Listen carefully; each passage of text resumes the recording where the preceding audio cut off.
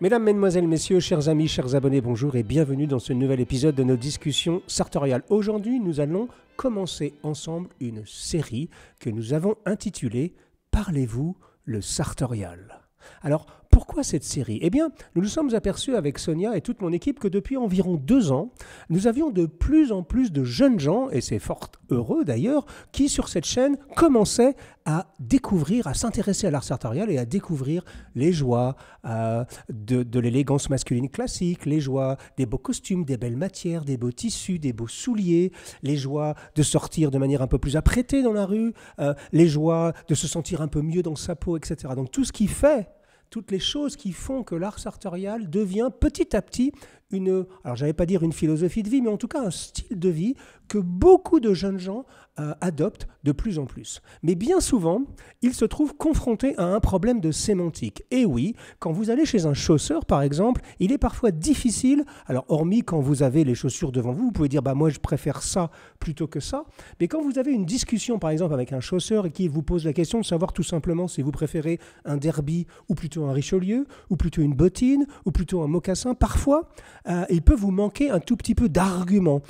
Vous savez que savoir nommer les choses, c'est fondamental. Savoir expliquer ce que l'on a en tête, et notamment sur un sujet comme l'élégance masculine, c'est absolument fondamental. C'est, je pense, peut-être une des premières choses à apprendre. Et donc, cette série que nous allons démarrer va avoir pour but très exactement de vous donner les mots pour exprimer votre pensée.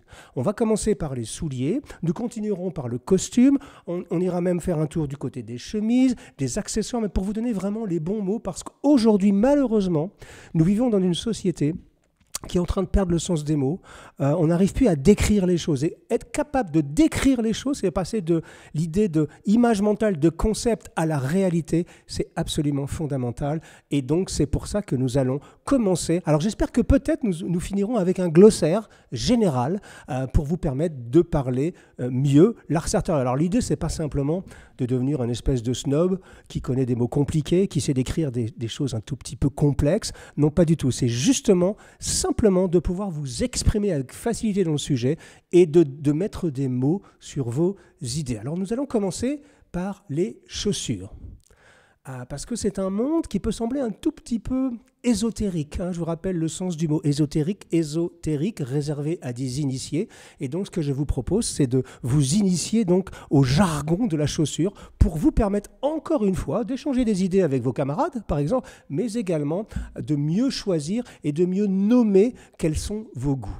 Alors, dans le monde du soulier, eh bien, c'est simple, ou de la chaussure, vous voyez. Tout de suite, je me trouve confronté à une question.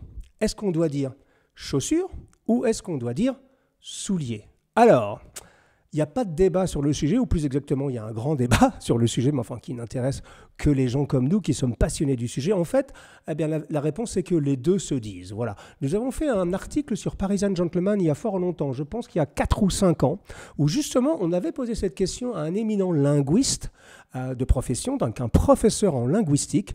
On lui avait posé la question de savoir est-ce que c'est mieux de dire soulier ou est-ce que c'est mieux de dire chaussure. Alors, je ne vais pas vous lire sa réponse parce que c'est une réponse vraiment d'expert. Je vais vous mettre le lien sur Parisian Gentleman. Vous verrez, c'est assez fouillé. Et en fait, il nous explique en long, en large et en travers, en utilisant notamment l'étymologie, qu'en réalité, les deux sont totalement correct. Alors, il y a des différences. Soulier est un tout petit peu plus, on va dire, vieille France, alors que chaussure est un tout petit peu plus global. Et par exemple, il nous explique qu'on ne se verrait pas dire à des enfants « Ah, Jean, qui a par exemple 3 ans, tu ne peux pas sortir si tu ne mets pas tes souliers. » Ça marche pas terrible, on pourrait dire plutôt « mets tes chaussures ». Donc chaussure est plus globalisant que soulier, qui est peut-être un tout petit peu plus châtié, on va dire, comme langage. Mais en réalité, et moi, mon explication, vous savez que nous, ici, on préfère dire soulier, tout simplement.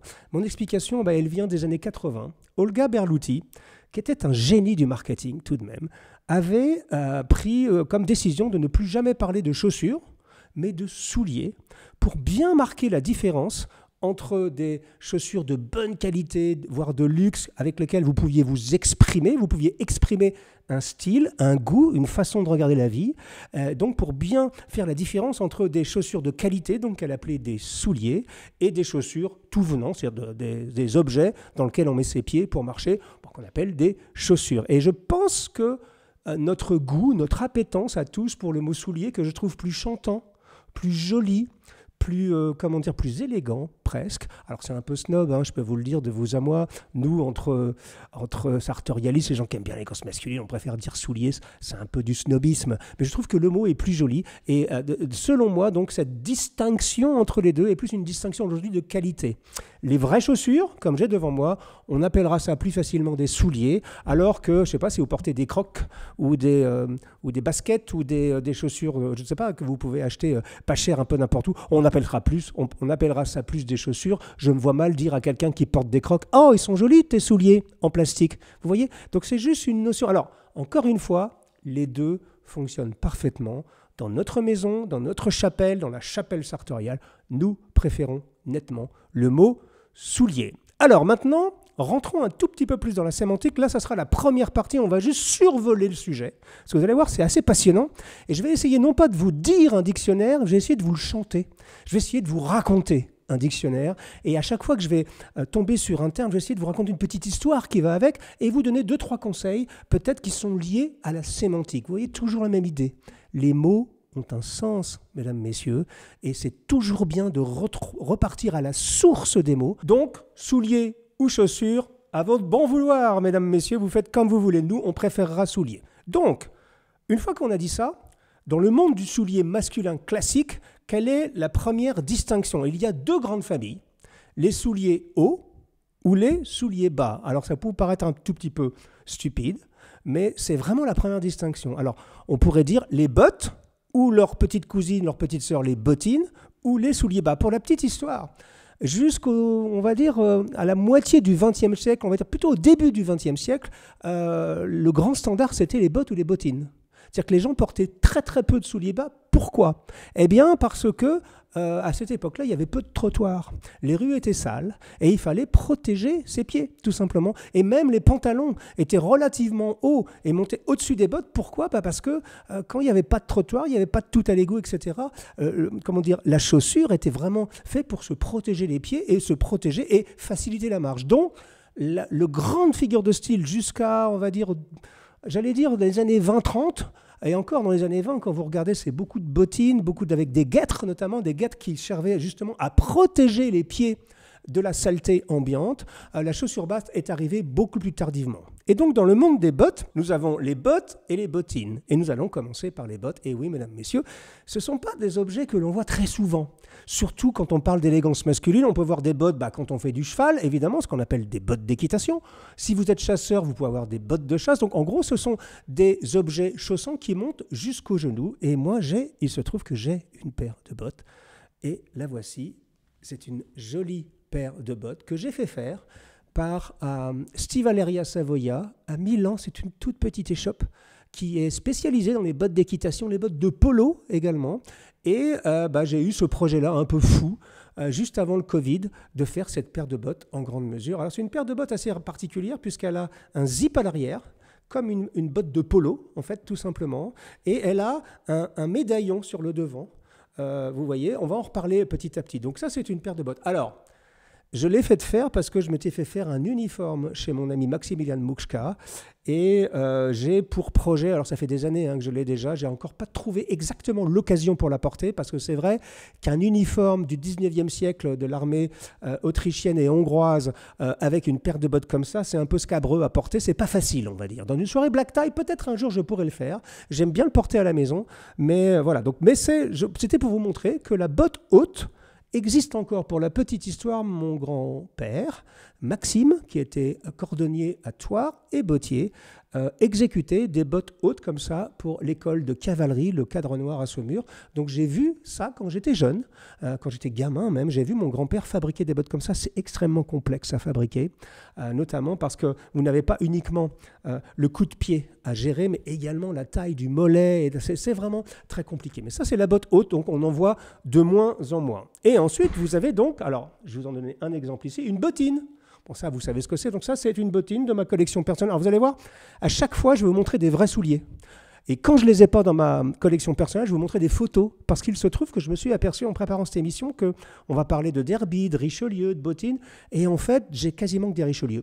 Je ne sais pas pourquoi, enfin, je vais pouvoir vous l'expliquer techniquement, mais je n'ai pas une grande collection de bottines, par exemple, ni une grande collection de derby. Alors ça, c'est une bottine, donc vous voyez, c'est simplement une botte courte. Alors ça, c'est revenu très à la mode récemment. Ça, c'est un modèle de chez Gaziano et Girling à Kettering, en Angleterre. Très bon mode bottier. Donc ça, ce sont des bottines derby, tout simplement. On ne va pas rentrer dans le détail parce qu'on va faire une émission spéciale par type de chaussure.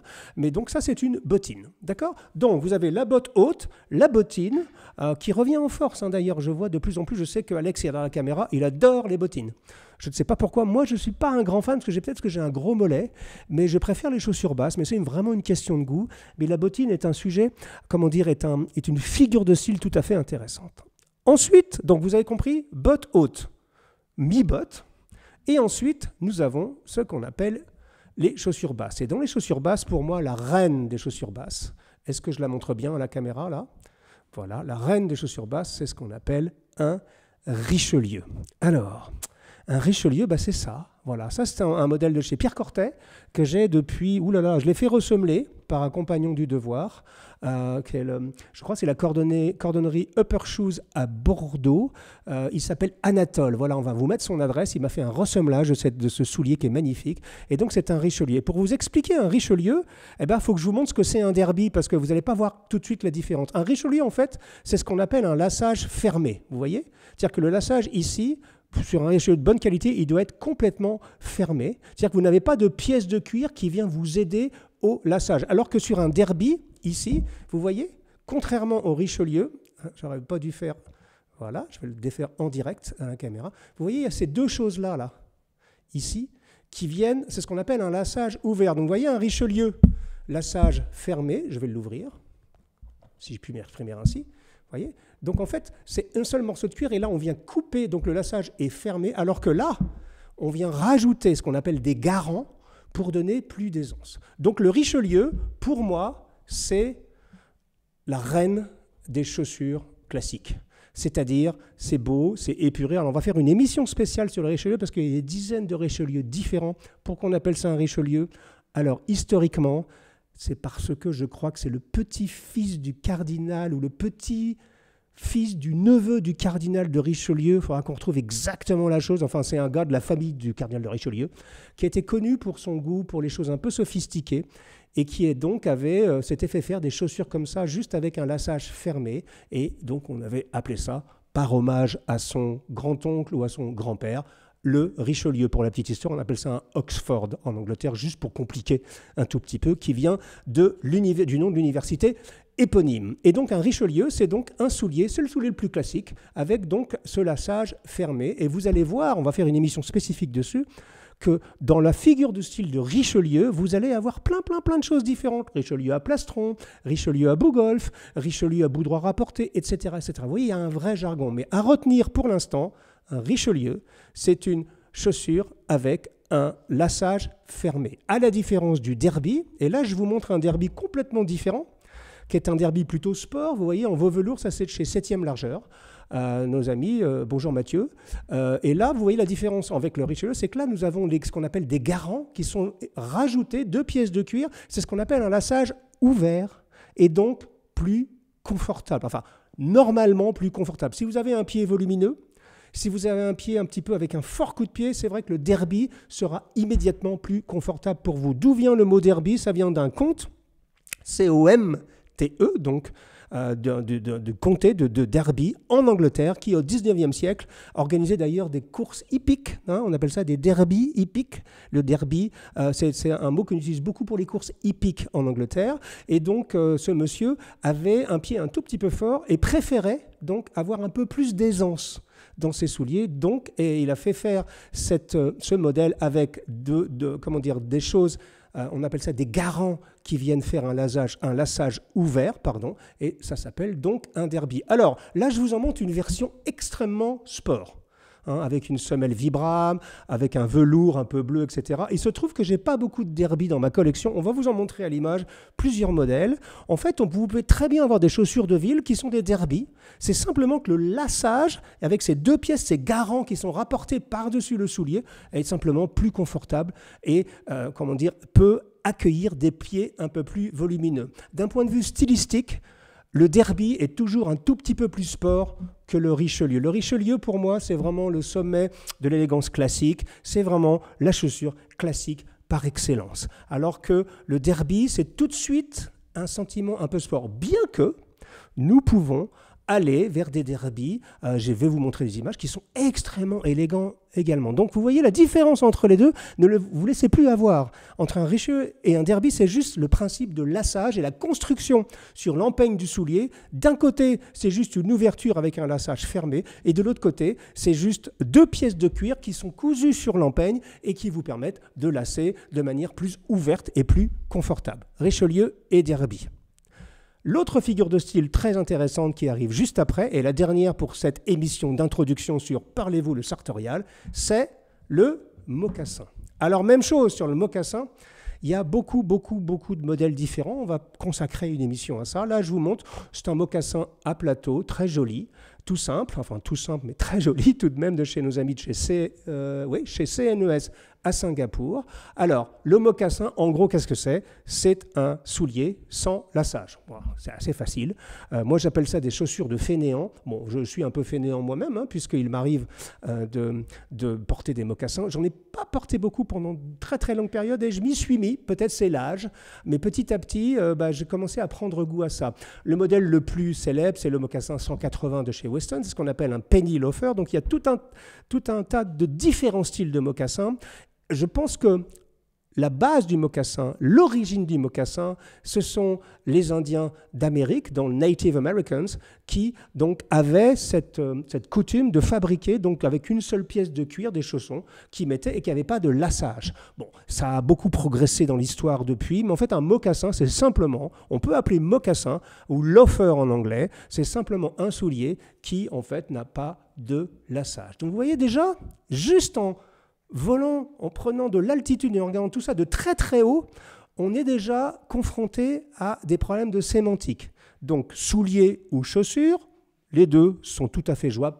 Personnellement, je préfère le mot soulier quand on parle de souliers et de chaussures de qualité, donc souliers en ce qui nous concerne. Ensuite, chaussures hautes, chaussures basses, donc chaussures hautes, les vraies bottes et les demi-bottes, les bottines comme on dit en français, et de l'autre côté, eh bien, les chaussures basses.